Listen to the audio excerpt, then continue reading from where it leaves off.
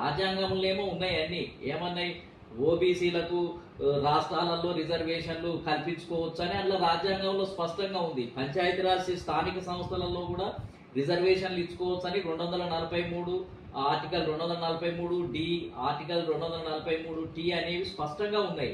ఇచ్చుకోవచ్చు అని ఉంటే రాజ్యాంగంలో ఉన్న వాటిని అమలు కాకుండా చేస్తున్నారు. రాజ్యాంగంలో ఉన్న ఆర్టికల్ 15 క్లాస్ 4 అనే దాని ప్రకారం రిజర్వేషన్లు పెంచితే అది పెంచడానికి వీల్లేదు అని చెప్పి దాన్ని ఆపుతున్నారు. రాజకీయ నాయకులు కాదు, రాజకీయ నాయకులు ఏదో రకంగా ఇవ్వడానికి జీవోలు జారీ చేస్తున్నారు, తీర్పుల ద్వారా వాటిని ఆపివేస్తున్నారు, అధికారం అనేది ఆపుతున్నారు. అంటే రాజ్యాంగంలో ఉన్న అంశాలను కూడా ఆపేస్తే ఇక ఎటుపోతారు? రాజ్యాంగమే సుప్రీం.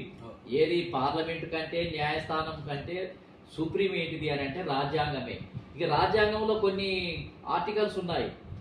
ఈ ఆర్టికల్స్ను అమలు చేయాలని చెప్పి ప్రభుత్వాలు ప్రయత్నం చేస్తే కోర్టులు దాన్ని డేటా సరిగా లేదని లేకపోతే ఇది సిస్టంలో ఇట్లా ఉండకూడదు అని అన్ని అడ్డంకులను వేసేస్తే ఇక మరి రాజ్యాంగంలో రాయడం ఎందుకు? రాజ్యాంగంలో రాసిన వాటిని తీసివేయండి. మరి అట్లాంటప్పుడు సంవత్సరాల తరబడి దానికి పరిష్కారం లేకపోతే రాజ్యాంగంలో రాయబడ్డ ఆర్టికల్ 15 క్లాస్ 4 అనే దాన్ని తొలగించండి. అదేవిధంగా స్థానిక సంస్థలలో 243D 243D అనే దాన్ని తొలగించండి.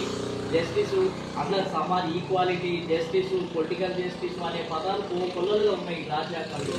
మరి అంటే ఎవరి కోసం ఉన్నాయి ఆ పదాలన్నీ?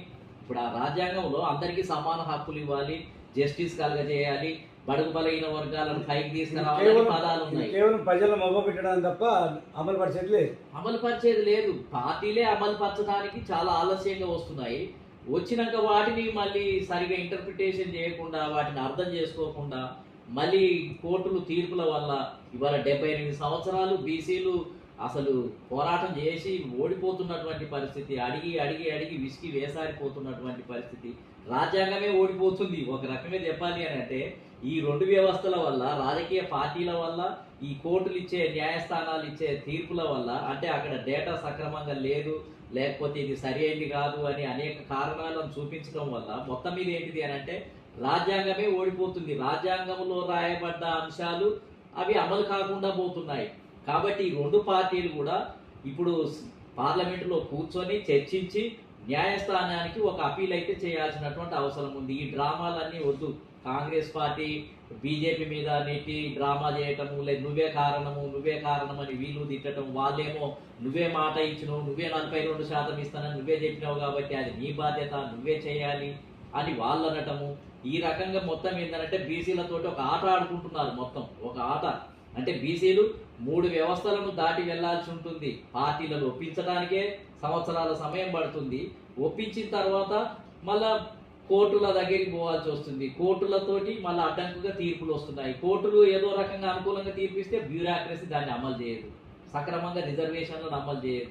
అంటే ఇక అడుగడుగున అవాంతరాలే, అడ్డంకులే, అడుగడుగున ఓటమిలే ఈ బీసీలకు ఎదుర్కొన్నటువంటి పరిస్థితి.